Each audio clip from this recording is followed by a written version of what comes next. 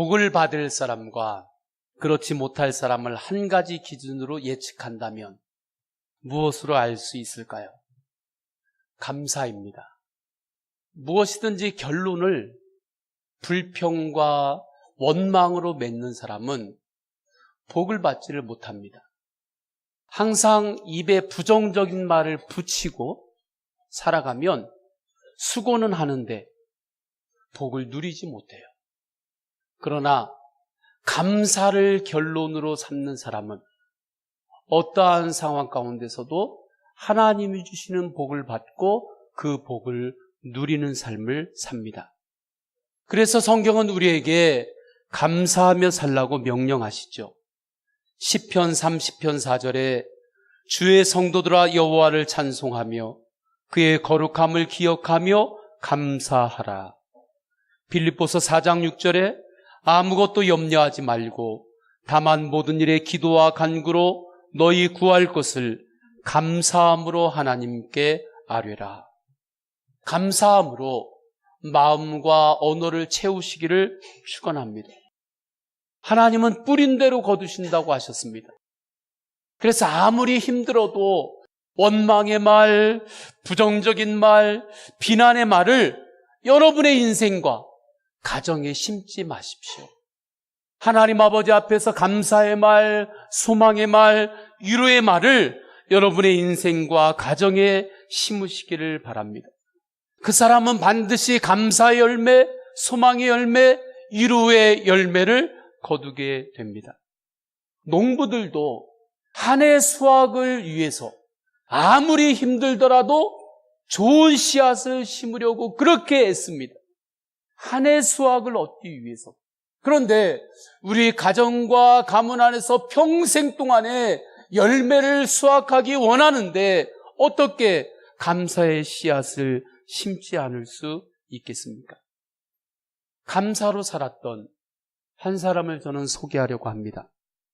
오늘 본문을 옥중에서 기록한 사도 바울입니다. 그는 자신이 살아오면서 겪었던 그 어려운 순간들을 고린도후서 11장 23절 이하에서 잠시 드러내요. 그 드러낸 말씀을 읽으면 이렇습니다. 내가 수고를 넘치도록 하고 옥에 갇히기도 더 많이 하고 매도 수없이 맞고 여러 번 죽을 뻔하였으니 3번 파선하고 일주일을 깊은 바다에서 지냈으며 강의 위험과 강도의 위험과 동족의 위험과 이방인의 위험과 시내의 위험과 광야의 위험과 바다의 위험과 거짓 형제 중에 위험을 당하고 또 수고하며 애쓰고 여러 번 자지 못하고 줄이며 목마르고 여러 번 굶고 춥고 헐벗었노라. 그러니까 사도 바울께서는 때로는 과로를 할 수밖에 없었고 잠도 못 자고 애를 써야만 했습니다. 위험한 줄 알면서도 가야만 했던 길이 있었고 예상하지 못했던 풍랑을 만나서 일주일 동안을 표류했던 때도 있었습니다. 이 모든 것들을 줄이고 목마르고 춥고 헐벗을 때가 있었다 말씀하는 거죠. 사도 바울 사도만이 아니죠. 우리 모든 사람들, 이 시간에 예배하는 우리 성도님들의 삶 가운데도 지금 여기까지 오는 동안에 여러분의 넘어왔던 그 고개를 이야기하고 그것을 글로 쓴다면 정말 한 페이지, 2페이지가 모자랄 정도로 어떤 분은 책 10권을 써도 모자란다고 하는데 그러한 사연들이 다 있지요. 그런데 놀라운 것은 이러한 어려움과 사연들이 사도 바울에게 있었지만 그의 인생을 보면 열매가 있습니다. 가는 곳마다 사도 바울을 통하여 사람들이 구원을 받습니다. 귀신 들렸던 자들이 자유함을 얻습니다. 병자들이 치유함 받습니다. 가는 곳마다 만남의 축복을 받아요. 예비된 만남들이 사도 바울에게 있습니다. 그래서 로마서를 보게 되면 사도 바울에게 있었던 동역자들의 이름이 아주 많이 기록이 되어 있어요. 또한 기쁨을 고백하고 기쁨을 선포합니다. 고린도후서 7장 4절에 우리의 모든 환난 가운데서도 위로가 가득하고 기쁨이 넘치는도다. 빌립보서 4장 4절에 주 안에서 항상 기뻐하라. 내가 다시 말하노니 기뻐하라. 어떻게 이런 놀라운 일이 일어날 수 있습니까? 이러한 줄이고 목마르고 이러한 고개를 넘어왔는데 그 넘어오는 삶의 여정 가운데서 그러한 상황 가운데서도 열매가 있었고 기쁨으로 사는 넉넉함이 그에게는 어떻게 있었을까요?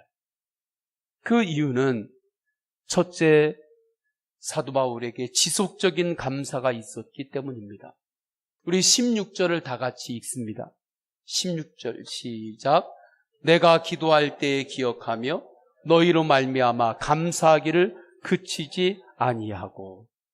이때 감사하기를 그치지 아니하고라고 하는 말씀은 사도 바울이 감사를 한두 번 하고서 끝난 것이 아니라는 뜻이에요. 지속적으로 감사를 했다는 뜻입니다. 많은 사람들은 감사를 상황 따라서 합니다. 건강하면 감사하고 몸이 아프면 감사하지 않습니다. 성공하면 감사하고 실패하면 원망합니다. 좋은 일이 생기면 감사하다가도 어려운 일이 생기면 한순간에 불평합니다. 남 탓하고 책임을 전가합니다. 너 때문에 이렇게 됐다고, 당신 때문에 이렇게 됐다고. 부정적인 말을 꼭 수도꼭지를 틀었을 때 거기서 물이 막 쏟아지는 것처럼 그렇게 입에서 부정적인 말을 막 쏟아냅니다. 그런데 사도 바울은 그렇게 하지 않았어요. 상황이 어려울 때나 좋을 때나 감사의 마음을 지켰습니다. 저는 우리 성도님들이 상황이 좋을 때나 어려울 때나 감사의 마음을 지키시기를 축원합니다. 상황이 막 좋아지면 교만에 빠지기가 쉽고 상황이 어려워지면 낙심에 빠지기가 쉬워요. 그런데 이때 교만에도 빠지지 않고 낙심에도 빠지지 않고 우리 성도님들 마음 안에 감사를 꼭 지키시기를 주님의 이름으로 축원합니다. 건강할 때도 감사했지만 건강을 잃었을 때에도 감사했습니다. 그래서 데살로니가 5장 18절에 범사에 감사하라 말씀하죠. 운동도 한두 번 해서는 잘 모릅니다. 그런데 지속적으로 운동을 하다 보면 나도 모르게 건강해지죠. 지속적으로 걷다 보면 나도 모르게 다리에 힘이 붙습니다. 감사도 지속적인 감사를 할 때 능력이 있습니다. 그렇다면 어떻게 우리가 지속적인 감사를 할 수 있습니까? 믿음으로 감사해야 합니다. 상황 따라서 감사하면 지속적으로 감사할 수 없어요. 하나님의 도우시는 손길을 바라보고 그 손길을 믿고 감사할 때 놀라운 기적이 일어납니다. 나는 안 되지만 예수님은 됩니다. 막힌 길인 것 같아도 하나님은 그곳에서 또 길을 내십니다. 오병이어의 기적을 보십시오. 5,000명이 넘는 사람들이 배가 고팠습니다. 먹을 것이라고 하는 오병이어밖에 없어요. 그러니까 떡 5조각하고 물고기 2마리밖에 없습니다. 물리적으로는 오병이어로 5,000명이 먹을 수가 없어요. 그런데 예수님께서 보리떡 5개와 물고기 2마리를 들고 감사 기도를 하십니다. 그리고 감사하면서 떡을 떼기 시작하죠. 그때 놀라운 일이 일어납니다. 5,000명이 배부르게 먹고도 12강주리가 남아요. 누가복음 9장 16절에서 17절 말씀이죠. 예수께서는 빵 5개와 물고기 2마리를 손에 들고 하늘을 우러러 감사 기도를 하셨습니다. 그러고는 그것을 떼어 제자들에게 주면서 사람들 앞에 갖다 놓게 했습니다. 사람들이 모두 배불리 먹었습니다. 그리고 제자들이 남은 조각들을 거두어 보니 12바구니에 가득 찼습니다. 이것이 축복의 방정식입니다. 세상적인 기준으로 볼 때는 가진 것이 적습니다. 그런데 그곳에 예수님의 손이 임하고 감사함으로 행할 때에 풍성함의 기적이 임합니다. 예수님을 바라보고 예수님을 의지하며 감사함으로 손을 움직이십시오. 감사함으로 손을 움직일 때에 그곳에 기적이 일어납니다. 예수님의 손이 성도님들의 손 위에 있기 때문입니다. 이 믿음을 가지고 사는 사람이 예수님의 사람이에요. 이 믿음을 가지고 사는 사람이 성도입니다. 말씀을 준비하면서 제가 예전에 읽었던 책에 한 글이 기억이 났습니다. 그 내용이 이러한 내용이에요.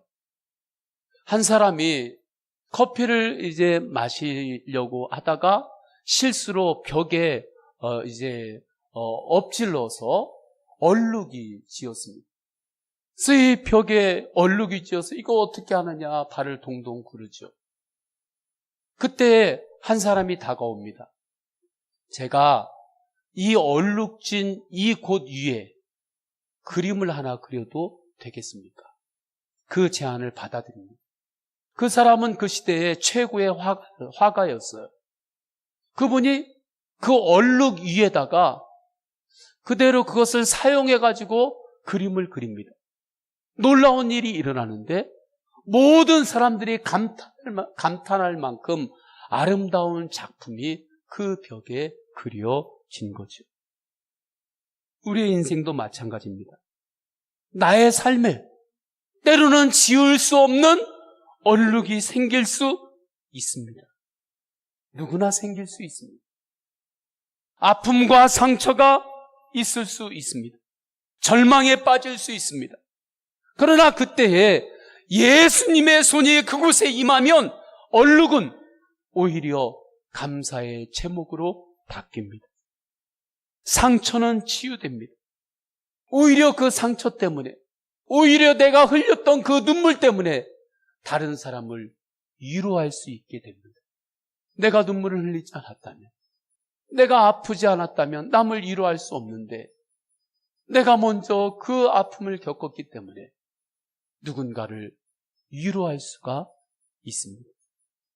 절망의 자리에서 소망으로 일어날 힘을 얻습니다. 사도 바울은 이 눈이 열렸던 거예요. 이 믿음의 눈이 열렸습니다. 그래서 환난 가운데서도 예수님을 바라보며 지속적으로 감사를 고백했던 것이죠. 어떠한 상황이든지 감사가 입에서 나오면 삽니다. 어떠한 상황이든지 그 사람 입에서 감사가 나오기 시작한다. 그러면 사는 거예요. 우리 옆 사람에게 인사할까요? 감사가 나오면 삽니다.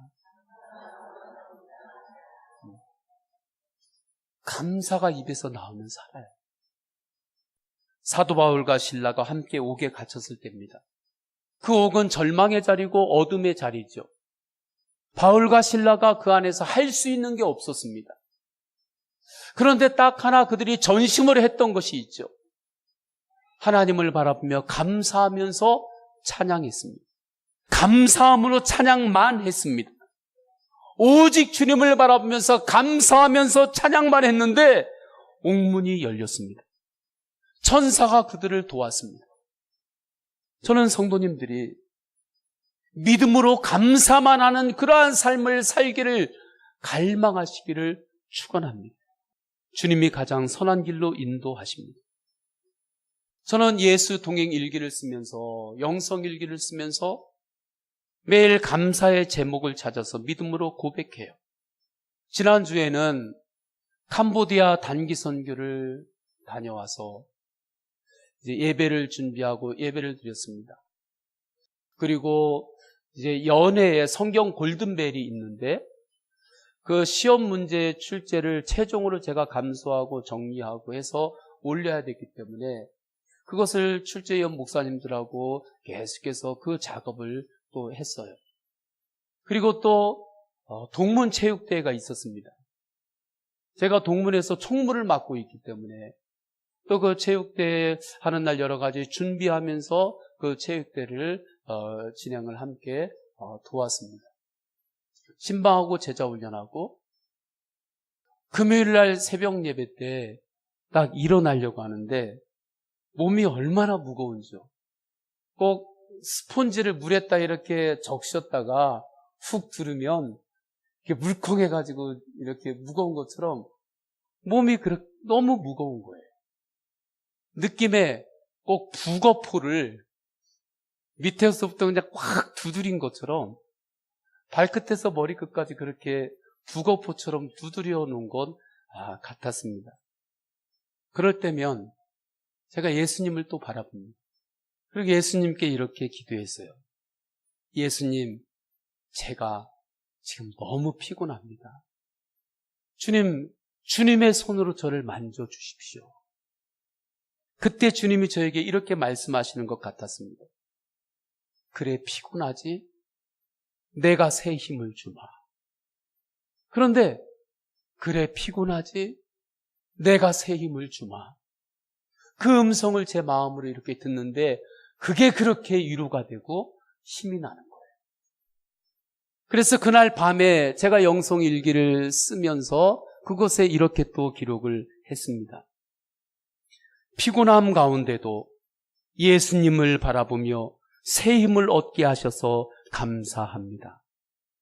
그러니까 또 힘이 생겨요. 감사를 일회용으로 하지 마시고 곰국을 끓이듯이 지속적으로 주님 앞에 감사함으로 한 걸음 한 걸음 나아가시기를 축원합니다. 주님 앞에 지속적으로 감사를 찾으면서 고백할 때 제가 하나님으로부터 부어지는 그 힘과 은혜가 너무 놀라워요. 정말 감사를 지속적으로 고백할 때 그 기적이 있어요. 두 번째, 사도 바울이 열매가 있고 기쁨이 있는 삶을 살았던 것은 감사와 함께 거룩한 기대가 있었기 때문입니다. 사도 바울은 옥중에서도 기도했어요. 기도했다고 하는 것은 그의 마음 안에 계속해서 거룩한 기대, 꿈이 있었다는 겁니다. 기도하는 사람의 특징이 있는데 그 사람에게는 꿈이 있어요.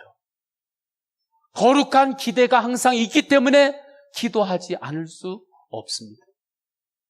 이것이 사도 바울의 인생에 열매가 있고 기쁨이 있었던 비밀입니다. 17절부터 보게 되면 그래서 사도 바울은 지혜를 위해 기도합니다. 소망을 위해 기도합니다. 풍성함을 위해 기도합니다.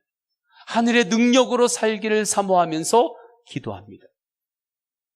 기대가 있는 사람은 설렘이 있습니다. 저는 우리 성도님들이 설레임을 회복하시기를 축원합니다. 자녀를 볼 때도 그냥 해 떴으니까 어제 봤던 자녀 그대로 보고 어제 먹었던 밥 주고 그게 아니라 하나님 안에서 거룩한 기대를 가지고 거룩한 설레임을 가지고 그를 위하여 기도하시기를 축원합니다. 일터를 볼 때도 출근할 때도 사람을 만날 때도 우리 성도님들 안에 거룩한 설레임이 있기를 축원합니다. 사도 바울이 그렇습니다. 사도 바울은 항상 거룩한 설레임을 가지고 기도했죠. 일심으로 구하고 두드리고 찾았습니다. 그때 예수님의 손이 그를 도왔어요. 저는 성도님들에게 다시 한번 영적 설레임이 회복되기를 원합니다. 영적 설레임은 뭐냐면 10대 소녀의 두근거리는 가슴이 아니라 거룩한 기대를 갖는 거예요. 자녀를 위해서도 가족을 위해서도 거룩한 기대를 가지고 기도하는 겁니다. 일을 해도 봉사를 해도 찬양을 해도 전도를 해도 거룩한 기대를 가지고 행하십시오. 그 중심을 주님은 보시고 축복하십니다. 지난주 월요일에 80세가 되신 한 여자 권사님을 만났습니다. 그분은 홀로 자녀를 믿음으로 잘 키우신 분이세요. 어려운 가운데, 정말 어려운 가운데 예수 가정, 예수 가문을 세우셨습니다. 딸은 미국에서 교수 생활을 하고 있고 아들들은 식당을 경영하고 또 믿음으로 기업을 이룬 경영인이 되었습니다. 그분과 대화를 하는데 한나절을 대화를 했는데 그분에게는 지혜가 있어요. 대화를 하는데 그분에게 소망이 있어요. 넉넉한 기쁨이 그 안에 있어요. 열매가 있습니다. 저는 이 시간에 그분이 그렇게 살 수 있는 그분만의 비결을 이 시간에 소개하고자 합니다. 그분만의 비결이에요. 그것은 일천번제였습니다. 그분은 기도 제목만 있으면 일천번제를 드립니다. 자녀들 한 사람 한 사람의 이름을 붙들고 손주까지 이름을 붙들고 또 자기의 이름으로 일천번제를 하나님께 드려요. 그런데 기도 제목이 때로는 중요한 기도 제목이 동시에 일어날 수가 있으니까 어떤 때는 일천번제가 두 가지 일천번제 이상이 중복으로 같이 진행이 되기도 한다는 겁니다. 그분의 표현입니다. 그렇게 주님 앞에 일천번제를 드리며 나가면 하나님은 반드시 안 되면 안 된다, 되면 된다 말씀하시고 응답하시더라는 거예요. 일천번제를 드렸다는 것은 무엇입니까? 한 가지 기도 제목이 있을 때 그것을 붙잡고 1000번을 하나님께 감사했고 1000번을 거룩한 기대를 가지고 기도했다는 거예요. 일회용 감사가 아니었던 거예요. 그때의 주님은 어떤 기도 제목은 900회가 넘을 때 그때 안 되면 안 된다, 되면 된다 말씀하시더라는 거예요. 그렇게 지금까지 살아왔고 앞으로도 그렇게 살 것이라고 간증합니다. 그 어머니의 감사 기도의 비밀을 자녀들은 알기에 제가 대화하는 가운데 미국에서 전화가 왔어요. 딸이 미국 대학에 학장을 준비 중인데 어머님 기도해 주세요. 사업장을 경영하는 아들도 일주일에 한 번씩 꼭 전화로 기도 부탁을 하고 기도를 받는다고 합니다. 그분의 삶이 굉장히 단순한 것 같죠.